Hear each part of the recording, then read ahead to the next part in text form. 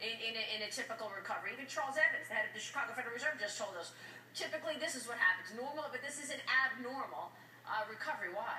Because we have a presidency and a leadership that's anti-business. You had a guy on here a minute ago who said that, and they just keep doing it, whether it's the EPA or the NLRB or,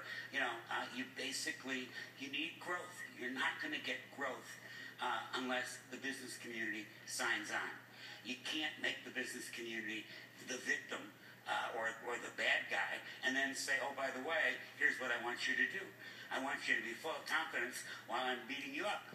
But I mean, don't you think President Obama knows this? I mean, he wants to get reelected, right? So, why would he push the labor unions, the National Labor Union down, business, make it tougher for business and more expensive if he's not going to get growth? I mean, why is he doing it? Is it just an ideology?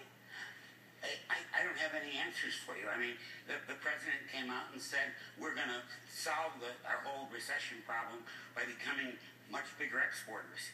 And then the NLRB took over and went after the biggest exporter in America. Boeing. Yeah. So, I mean, there's an inconsistency that just doesn't make any sense. And you're giving money to Mitt Romney.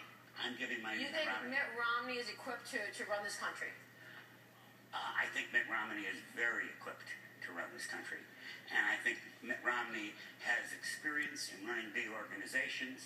And I think that he would be a very good chief executive. Mm-hmm. And what do you think what happened in Wisconsin tells us about the fall? I mean, Scott Walker, it wasn't really as close as people thought. It was pretty runaway. I never thought it was going to be close. Scott Walker, I've never met, I don't know him, but, he basically stood up and said, here's what we got to do to solve our problems. And then he went ahead and did it. And it's unfortunate that it turned into a recall because, frankly, I think recalls should be done for criminal purposes or, something like that, not political purposes.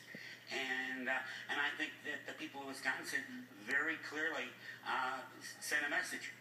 I want to ask you about your investing and how you're allocating capital now, but I've been trying to figure out if some of the rallies that we're seeing in stocks have something to do with this idea that it could be a Romney rally, that people feel like if this economic data worsens, then the president is going to lose, and Romney comes in and it's going